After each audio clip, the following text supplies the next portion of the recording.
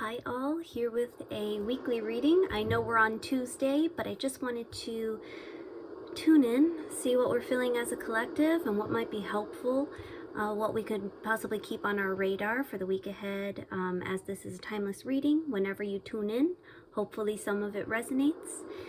And so we'll start with the collective mind space. We have the Two of Pentacles. This is juggling the physical, juggling the emotional and spiritual, like juggling everything in our lives in this moment in time. It does feel like we're aware that our consciousness is shifting and we're adjusting in that. How does that show up at home? How does that show up at work? How does that show up in our relationships? Also in the mind space is wish fulfillment, the Nine of Cups.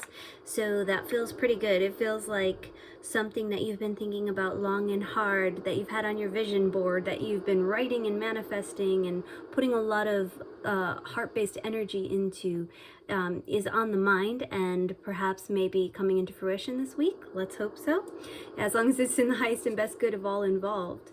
With the Ace of Pentacles, there is a blessing of the universe on its way, a blessing from the universe coming to us in the physical form. So as a collective, that can show up in all different ways. This could be a new opportunity. This could be gifts, which makes sense. It could be finances. It could be a connection of some sort. It's something very much in the here and now. And so just being open to what it is that the universe is bringing in for all of us to help to heal and move forward for our highest and best good, especially in our mental space. Now in our heart space, we have the Hermit card, which can sometimes indicate a dark night of the soul or dark night of the ego, where we are allowing old parts of ourselves to dissolve, and that is actually a very painful process to go through, but it's one that is it's very like solitude in nature. It's something that we almost take that time to go within and find our inner light, what we're truly about, seeking to find more answers about our purpose here, lighting our own way through our faith-based system, through our connection with source, the universe. Yeah, and so that's in the heart space. It's this like acknowledgement, like, I know the universe is saying, I see you. I know so many have been evolving on their own process, through their own journey. And what's coming up too is the Two of Swords, which is about decision. So as we go through this transformation, this evolving nature where we're releasing old ways of being, we're left with the choice, and it's a heart-based choice of how to proceed forward. So tuning into self, tuning into our higher self's wisdom, to our connection to source to help us to make the decision. It's something that is not going to be solved with just logic and reason alone. It really has to come from the spirit. And what we're wanting in our heart space is balance. Six of Pentacles, it's balance. We're wanting a life, a way of being that is in alignment with our souls, that feels like an equal give and take, where energy is not depleted. When energy is expended, it's also replenished, right? That makes sense, that we as a collective would feel in our heart spaces that we're recognizing our true worth, and that our way of being can be one of balance, can be one of receptivity, as well as giving in an equal way that feels like our vitality is never at stake, right? So instead of being drained all of the time, we're replenishing that energy. We are ignited in our passionate pursuits. We are ignited in pursuing our soul pulls, whatever they may be. This is wonderful for people who want to create something brand new. That's a great space to be in. And the action for the collective is the sun. So anytime the sun shows up in a reading, it really brings this beautiful energy of everything just wishes coming true, highest and best outcomes. It's this beautiful card of victory, and with it being in the action space, I feel like it's serving as a reminder to accept, surrender, the need to control everything and allow in that beautiful, healing, supportive nature of your faith-based system, of your connection to source, of your connection to your higher self, getting to know your truest self, and just allowing that in. The way that the hands are in this card is just beautiful. It's a card of praise, of gratitude in this moment, in this now moment, which I understand can be a very difficult space to access, yet it's always within us. And the more we seek it, the more we look for it, the more it will reveal itself to us. In the action space, we also have the Lover's card, which feels very much like that inner balance of ourselves, balancing out our masculine, our feminine within ourselves, acknowledging both so that we are moving forward with inspired action, so that we are in direct communion with our highest self, the version of ourselves that has been through this whole path and can advise us best. So it's not necessarily seeking so much externally as seeking internally, or being receptive and open to that internal dialogue, that internal knowing and feeling and peace that comes from that. So this can also be a card about decisions. And that would mean that we have 2 decision cards on the table. So there might be things that we're making decisions about, having to make some kind of clear-cut decision. And that's why I think we have these 2 also in the action space. Page of Cups with the Queen of Swords. Queen of Swords is an excellent decision maker, trusts her intuition, trusts her inner knowing, and just moves right ahead with what she knows to be true for her. And with the Page of Cups there's this like reminder to tune into the innocence within each of us. Not everyone is out to hurt us, and not every situation is desolate. And so this is sort of like approaching things with a brand new perspective, with a lighter heart, and making some clear decisions based off of that.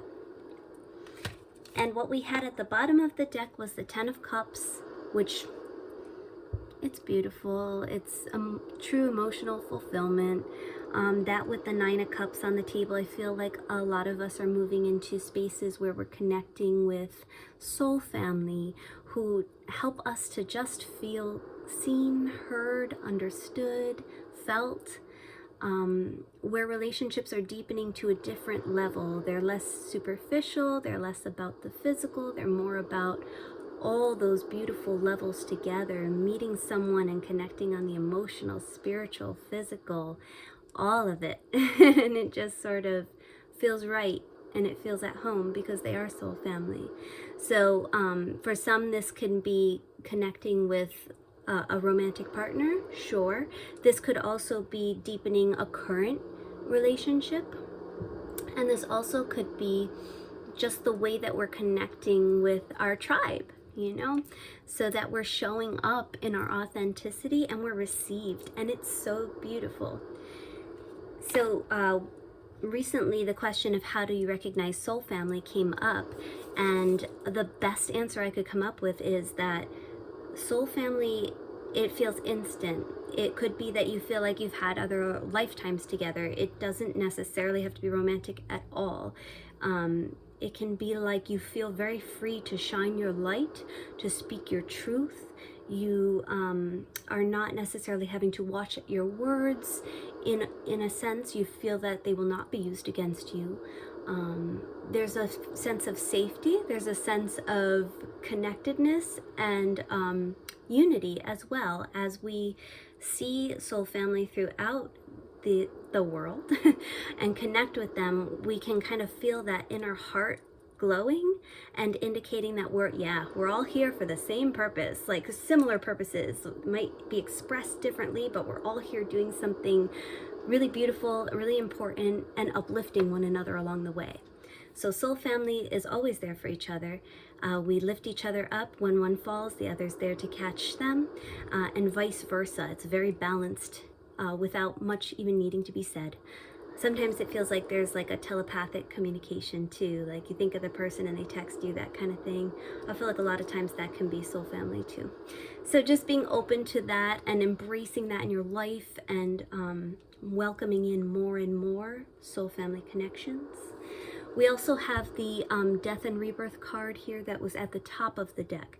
This is accurate. This is what is being expressed by many beautiful light workers in this moment in time, that we are going through this process of transformation, which can at times be, painful. It can at times feel a bit lonely, yet it is a very necessary part of us elevating in consciousness, finding new ways of seeing the world, of seeing our existence, of tuning into our purpose and expressing our purposes, and as well as connecting with others and loving others, including self.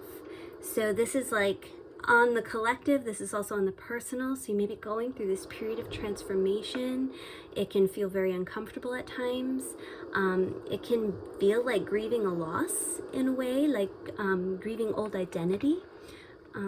Grieving an old way of being, or what was once so comfortable, and now sort of spreading those wings and taking a bit of a step towards something unknown, but that feels expansive and feels authentic to self.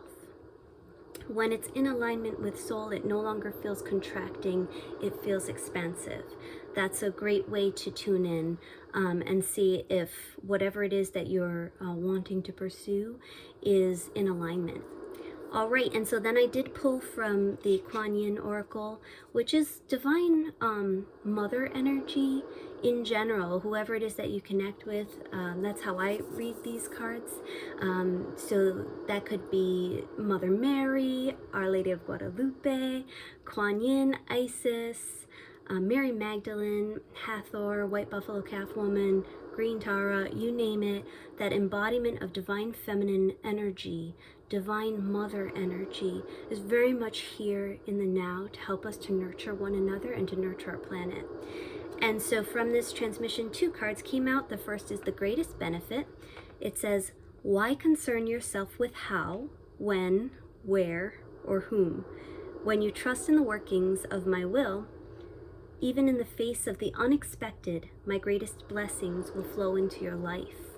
So it's that surrendering, that like, all right, I do have faith that I will be provided for, that things are going to work out in a different way, in the way that's for the highest and best good. If every single one of us watching this video is praying that everything unfolds for the highest and best good of the collective, that's a powerful experience.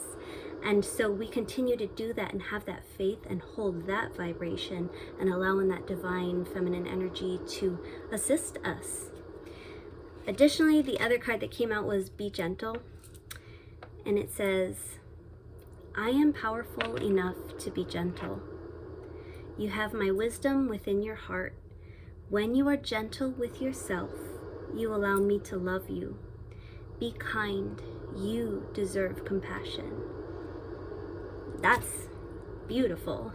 Have compassion for yourself. Be gentle with yourself through this incredible process of transformation. Be gentle and kind with others. Have compassion and welcome in your support systems, whatever feels true, authentic to you.